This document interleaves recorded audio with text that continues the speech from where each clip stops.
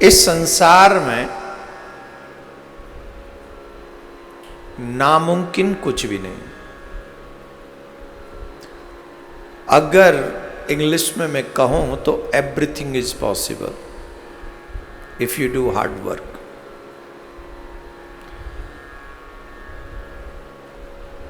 हर उस हार को सीढ़ी बना लो जो तुम्हें मजबूर करती है पीछे हटने के लिए।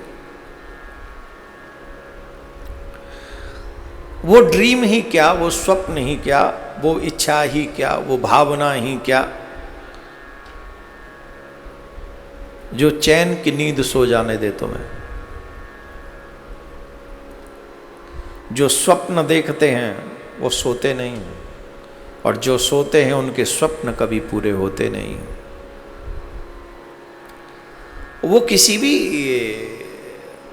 क्षेत्र में आपका स्वप्न हो सकता है। अध्यात्म जगत के लोगों के लिए ये ईश्वर मिलन की बातें हो सकती हैं। आप सोच सकते हैं कि ईश्वर कैसे मिलेगा।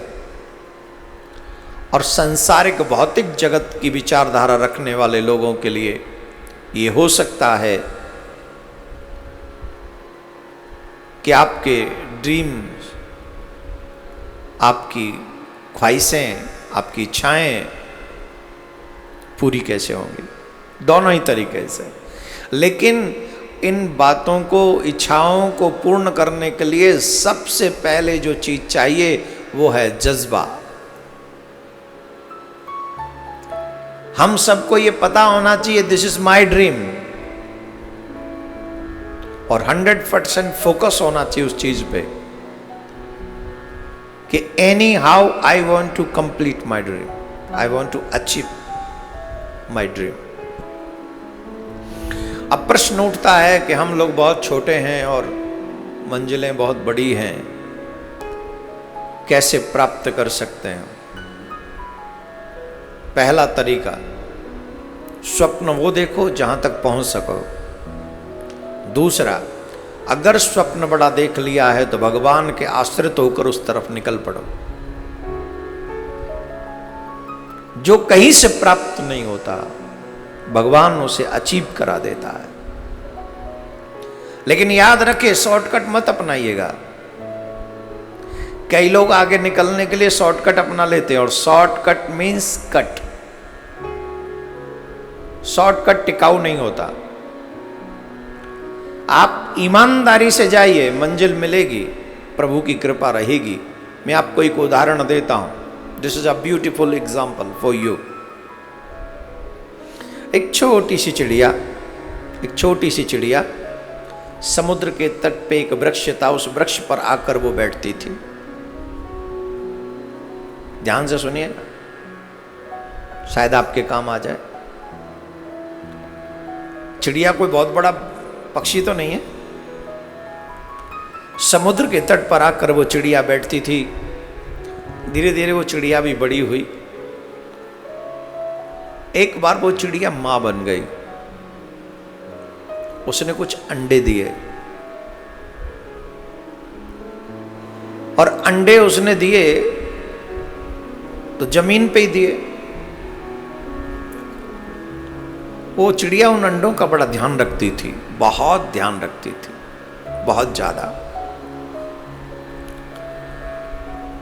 एक बार क्या हुआ, वो कुछ दाना चुगने के लिए बाहर गई थी, और जब वो दाना चुगने के लिए बाहर गई थी तो समुद्र में लहर बढ़ी, और लहर जब बढ़ी तो वो चिड़िया के अंडे उस लहर के साथ बह गए।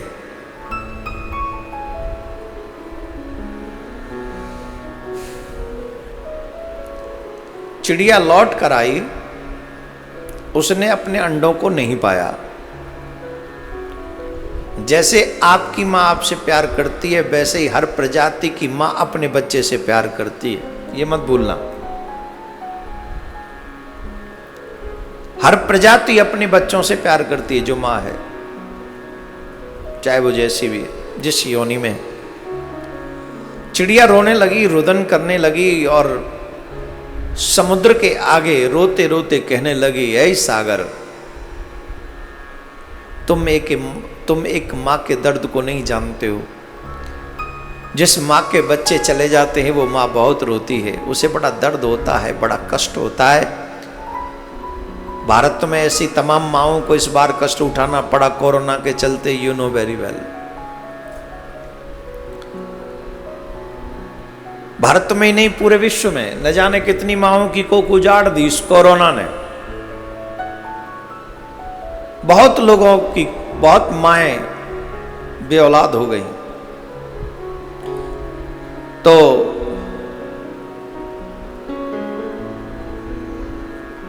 चिड़िया ने कहा, समुद्र हमारे बच्चे मुझे दे दे, तेरा क्या बिगड़ेगा, तेरा कुछ नहीं बिगड़ेगा। तो सागर ने कहा, चिड़िया तू मेरी गहराई को जानती नहीं, तू मेरे बड़कपन से वाकिफ नहीं। मैं इतना बड़ा हूं कि इन छोटी मोटी चीजों पे ध्यान नहीं देता।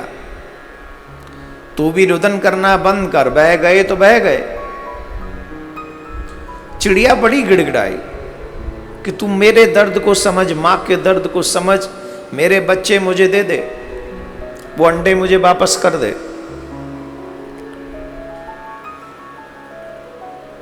तो उसने कहा कि देख, ज्यादा मेरे मुझसे बात मत कर, ऐसा तो मैं किस किस का ध्यान रखूंगा, ये सब मैं ध्यान नहीं रखता। गए तो गए। तो चिड़िया को आ गया गुस्सा। उस चिड़िया ने कहा, तू मुझे जानता नहीं है, अगर मुझसे पंगा लेगा तो मैं तुझे सुखा दूंगी। समुद्र हंसा, मानो कह रहा हो, चिड़िया तू अपनी औकात भूल रही है, औकात में रह के बात कर। क्या कह रही है, बोलने से पहले सोच तो ले। क्या तू मुझे, कहां तू कहां मैं? बोले देख, मैं तुझे बताए देती हूं, या तो मेरे अंडे वापस कर दे, नहीं तो मैं तुझे सुखा दूंगी।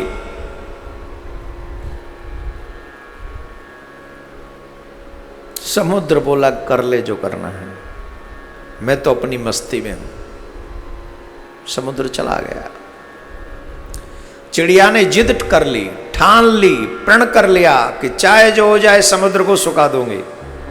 अब कहां छोटी सी चिड़िया और कहां इतना विशालकाय समुद्र, इज इट पॉसिबल? पर उसने हिम्मत नहीं आ रही, उसने चोंच में पानी भर भर के बाहर फेंकना प्रारंभ किया। चोंच में पानी भरे बाहर फेंके, बिना कोई खाए पिए। एक पानी को भर रही है पर पी एक बूंद भी नहीं रही है। ये मां का प्रतिशोध है, ये मां का प्रतिशोध है। और जब मां प्रतिशोध लेने पे आती है तो अच्छे अच्छे थर्रा जाते हैं। 3 दिन तक लगातार वो यही कार्य करती रही, नहीं कुछ खाया ना कुछ पिया, सिर्फ चोंच में पानी भरे और बाहर फेंके, चोंच में पानी भरे और बाहर फेंके। तो और पक्षियों ने जब चिड़िया की ये दशा देखी तो चिड़िया के पास गए, कहने लगे, अरे ओ नादान चिड़िया, किस जिद में अड़ गई तू, कहां फंस गए? जिंदगी किसी के जाने से रुकती नहीं है। अगर हम सब मिलकर भी तेरी सहायता करेंगे तो भी ये समुद्र इतना गहरा है, इतना विशाल है कि हम सब मिलकर भी इसे नहीं सुखा सकते। हम सारी प्रजाति भी आ जाए तेरी हेल्प करने तो भी हम तेरी हेल्प नहीं कर सकेंगे, हम इसे नहीं सुखा सकेंगे। जिद छोड़, कुछ खाना पीना प्रारंभ कर और जिंदगी जीना फिर प्रारंभ कर, भगवान फिर देगा। उसने कहा, आप सब आए उसके लिए धन्यवाद। या तो मेरे प्राण जाएंगे अथवा मैं समुद्र को सुखा के छोड़ूंगी, उससे पहले मैं, या तो ये मेरे बच्चे वापस करेगा, नहीं तो मैं सुखा दूंगी अथवा मेरे प्राण जाएंगे। पक्षियों ने बहुत समझाया, वो नहीं समझी, वो अपनी जिद पर अड़ी रही, वो कार्य करती रही। तो सभी पक्षी मिलकर पक्षीराज गरुड़ के पास पहुंचे। सभी पक्षियों ने कहा कि आप हमारे राजा हैं, आप हमारे स्वामी हैं। वो एक छोटी सी चिड़िया अपनी जान देने पर तुली है उसके ऊपर कृपा कीजिए, उस पे अपनी कृपा बरसाइए, उसकी रक्षा कीजिए। पक्षीराज गरुड़ ने कहा, चिंता मत करो, मैं अपने स्वामी से तुम्हारी प्रार्थना करता हूं, और मेरे स्वामी चाहें तो इस संसार में, इस ब्रह्मांड में कुछ भी असंभव नहीं है। तो गरुड़ ने नारायण भगवान से प्रार्थना की, मेरे प्रभु,